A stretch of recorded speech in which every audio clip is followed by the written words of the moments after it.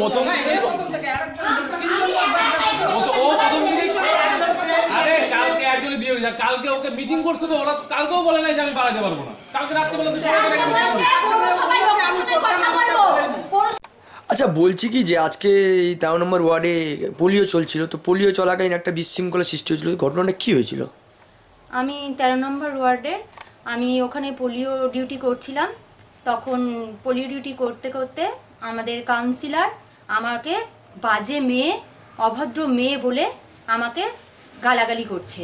তখন আমি ওখানে পোলিও ডিউটি করছি, আমি কি ওখানে কোনো বাজে কাজ করতে গেছিলাম? আমার কথা, আমি ওখানে পোলিও ডিউটি করতে গেছি, আমাকে সে বাজে মেয়ে কেন বলবে? আমাকে বাজে মেয়ে বলার সে অধিকারটা কোথা থেকে পেল, সাহস পেল কোথা থেকে? আমি বলছি আমি এখানে পোলিও ডিউটি করতে আসছি, আমাকে কেন সে বাজে মেয়ে বলবে? বাজে মেয়ে সে আমাকে কেন বলবে?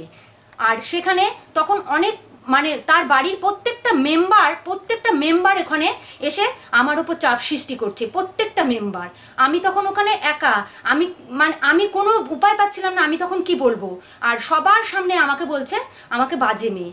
তারপরে যখন ওখানে অনেক লোক জড়ো হয়ে গেছে, তারপরে সে বলে আমাকে সে মেয়ের চোখে দেখে।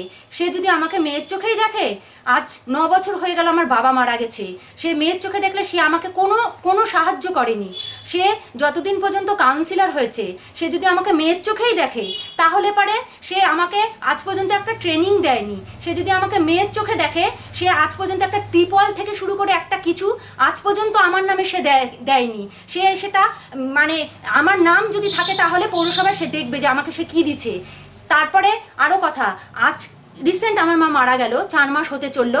সে কাউন্সিলর হয়ে সে আমার বাড়িতে আজ পর্যন্ত একদিন পাড়া দিল না, আজকে 4 মাস হতে চললো। সে আমাকে কিভাবে মেয়ের চোখে দেখলো? সে দাবি করে যে আমি ওকে মেয়ের চোখে দেখি। এটা কি তার মেয়ের চোখে দেখা যে তাকে বাজে মেয়ে বলা, তাকে একটা ডিউটি করতে বসে যে তাকে অভদ্র মেয়ে বলা, বাজে মেয়ে বলা, এটা কি তার উচিত? আমি তখন এক পোলিও ডিউটি করতে বসছিলাম, এটা তার আমার বক্তব্য, সে আমাকে কেন বাজে মেয়ে বলবে? এটা কে বলেছে?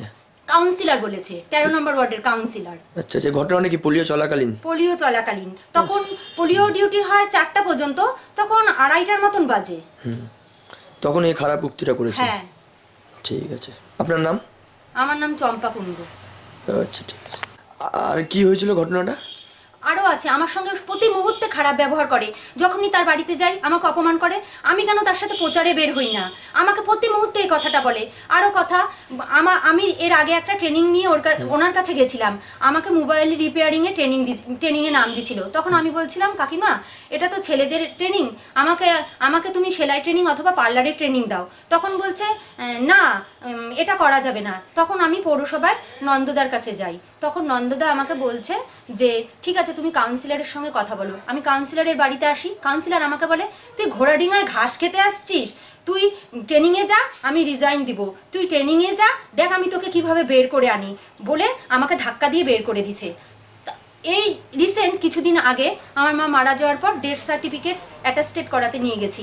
এবার অ্যাটাস্টেড হয়ে গেছে, আমার বাড়ির গেটের সামনে কাউন্সিলর যাচ্ছে। তখন আমি বললাম কি কাকিমা আমার মার ডেথ সার্টিফিকেটটা নিয়ে আসছি আমি অ্যাটাস্টেড করে। তখন আমাকে কিছু বললো না, চলে গেল। কি মানে তারপরে সন্ধ্যাবেলায় আমাকে ফোন করে বলে কি এটা তোর বাবা মা মরছে, এটা কি আমার বাবা মা মরছে, মনে হচ্ছে আমার বাবা মা মারা গেছে। এইভাবে আমাকে ফোনে যখন তখন যাচ্ছে তাই বলে অপমান করে। আমি কোনো দিন কিচ্ছু বলিনি, কিন্তু আমার বক্তব্য আজকে পোলিও ডিউটিটা করতে নিয়ে আমাকে বাজে মেয়ে বলছে। আমি কি বাজে মেয়ে যে আমাকে বাজে মেয়ে বলবে? কেন বলবে সে বাজে মেয়ে? সে কোথা থেকে অধিকার পায়? সে কাউন্সিলর হয়ে গেছে বলে কি আমার মাথা কিনে নিচ্ছে?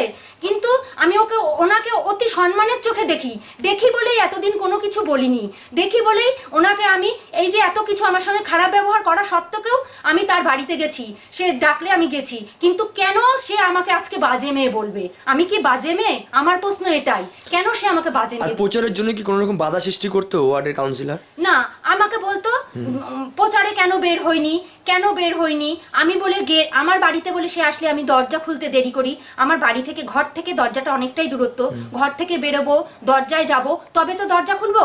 কথাতে মাঝে মাঝেই বলতো হ্যাঁ আমার কোনো কাজে আসিস না, আমার কোনো কাজে আসিস না, আমি আমার প্রচারে বের হোস না, মাঝে মাঝে এই কথাটা বলতো। বাড়িতে গেলেই আমাকে কিভাবে অপমান করবে সেটাই ভাবতো।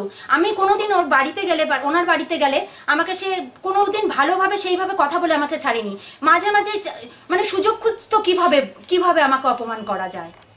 আমার প্রশ্ন কেন আমাকে কেন এরকম করে, কেন এরকম করবে, আর আমাকে আজকে কেন বাজে কথা বললো। আমি ওনাকে এতদিন কিছুই বলিনি, কিছুই না। আমার প্রশ্ন কেন আমি ওনাকে অতি সম্মানের চোখে দেখি বলে ওনাকে উনি এত খারাপ ব্যবহার করা সত্ত্বেও আমি ওনার সম্বন্ধে কোনো কিছু বলিনি, কিন্তু আজকে উনি আমাকে বাজে মেয়ে বলছে অনেক লোকের সামনে। কেন আমাকে বাজে মেয়ে বলবে? আমার প্রশ্ন এটাই। আমি ডিউটি চলাকালীন উনি আমাকে বাজে মেয়ে বলেছে, কেন বলবে?